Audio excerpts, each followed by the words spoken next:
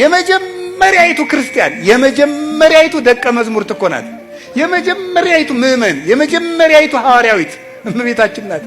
የመጀመሪያይቱ ሰው ሊውጣው የማይችለውን ከባድ ነገር ከሰው አስቀድማ መጀመሪያ ያመነችው እመቤታችን ጉራ አምላክን ትወልጃለሽ። ኧረ በፍጹም ምንድነው የምታወጉት ነው የሚባለው እኮ። ይሄም አይደረግ ነገር ነው። አምላክን ሰው አይወልደውም ሳትን ኧረ እኔ ወንድ ሳላውቅ እንዴት ይሆናል ይሄ ነገር? ለእግዚአብሔር የሚሳነው ነገር የለም ብሏታል። አዎ ለእግዚአብሔርስ የሚሳነው ነገር የለም። እሺ አለች። እንዴ እዚያ በፊት እኮ አምላክን ሰው ወልዶት አያውቅም፣ አይታ አታውቅም፣ ሰምታ አታውቅም። ዘካርያስ እኮ አብርሃም ካረጀ በኋላ ወልዷል የሚለውን ስብከት እያወቀ አንተ ተወልዳለህ ሲለው ማመን አቅቶታል። ድንግል ማርያም ግን ተደርጎ የማያውቅን ነገር ለመጀመሪያ ጊዜ ያመነች የእምነት መሰረት ናት እመቤታችን። እንኳን ሃይማኖት ልትጋርድ ሃይማኖትን የተገለጠባት ነው። ልብ በሉ። ከዚያስ በኋላ ደግሞ የምትወልጂው ልጅ ለዘላለም መንግስቱ የማያልፍ ነው ተባለች። እሺ ስሙ ኢየሱስ ነው ዓለምን ያድናል ተባለች። እሺ ወልዳ ስጨርስ ደግሞ ሕፃኑ ይሞታል ይዘሽው ሽሺ። የማይሆን ነገር ነው። ምንድነው የምትሉት? የምትወልጂው ልጅ ምንድነው ተብላለች? መንግስቱ ለዘላለም ነው። የምወልደው ልጅ ለመንግስቱ ለዘላለም ከሆነ ዮሴፍን እንዴት ሊፈራ ይችላል ብላ እምነቷ እንዴት አልተነካባትም? አይገርማችሁም? የኔ ልጅ ኢየሱስ ነው። ኢየሱስ ማለት መድኃኒት ነው። ዓለምን የሚያድን ከሆነ የአንድ ሰፈር ንጉሥ ፈርቶ እንዴት ይሰደዳል? ይሄ ነገር ፈርቶ የሚሰደድ ከሆነ እንዴት አምላክ ብዬ ልቀበለው እችላለሁ አላለችም። ለሰው ቤዛነት እንደሚሰደድ ስለምታውቀው እሺ። የ15 ዓመት ልጅ ናት። መንገድ ሄዳ አታውቅም፣ ሀገር አታውቅም። ሴት ናት፣ ልጅ ናት። በ15 ዓመቷ ልጅ አዝለሽ ግብጽ ሂጂ። እንዴት ያለ መከራ ነው እናንተ! ወደማታውቀው ሀገር መንገድ ሄዳ የማታውቅ ልጅ፣ የአንድ ልጅ እናት አባት የሌላት ወደማታውቀው ሀገር በምንድን ነው የምትሄደው?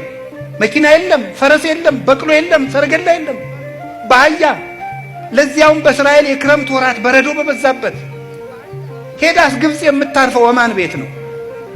የትም ማረፊያ የሌላት። ለዚህ እኮ ነው ሊቁ ይጽበበኒ እግዝእትየ ከመ ጸበበኪ ዓለም በምልኡ ያለ። እናቴ አንቺን ግብጽ ስትሄጂ ዓለም እንደጠበበሽ ሁሉ የኔ እናት እኔን ይጥበበኝ አላት ሊቁ። እኔን ዓለም ይጥበበኝ አንቺን እንደጠበበሽ ብሎ ያለቀሰላት ለዚህ ነበረ። እንዲህ ብላ ተቸግራ ሄደች። እሺ 700 ኪሎ ሜትርን በእግርሽ ሂጂ። እሺ እማን ቤት ነው የማርፈው? መንገድ ላይ ሴት ነው የማርፈው? የለም። እየተሰቃየች ሄደች። ኢትዮጵያን ደግሞ ዙራ ተንከራታ ግብጽ አርፋ ደግሞ ነይ ኢየሩሳሌም ሂጂ። እሺ የወለድሽው ልጅ ዓለምን የሚያጠግብ ነው፣ ግን ደግሞ እንጀራ ትለምናለች። የወለድሽው ልጅ ለዓለም ሁሉ የሕይወት ውሃ ነው፣ ውሃ ይጠማታል። በእግሯ ትሄዳለች፣ አውሬ ያስደነግጣታል።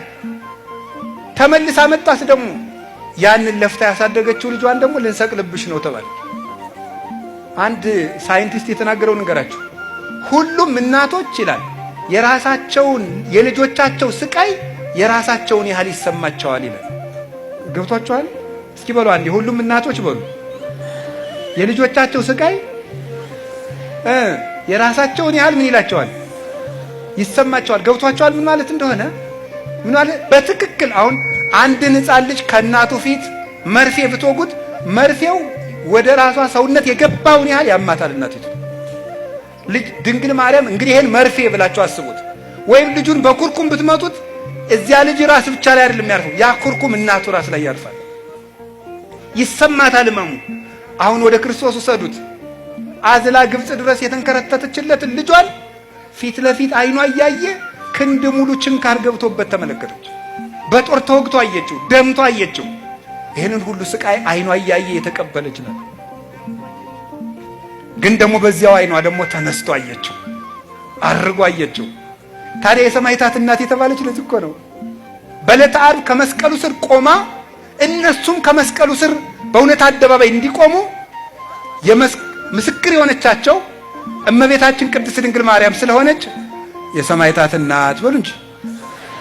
መከራውን ጀምራ ሰጣቸው። በመከራው ፍጻሜ ደግሞ ደስታ አይታ እነሱም ከክርስቶስ ጋር ቢሰቃዩ መልሰው ደግሞ በተሰቃዩበት ስቃይ ተስፋ እንደሚያገኙ ምስክር ሆና የቆመችላቸው ድንግል ማርያም ስለሆነች የሰማዕታት እናት ትባላለች።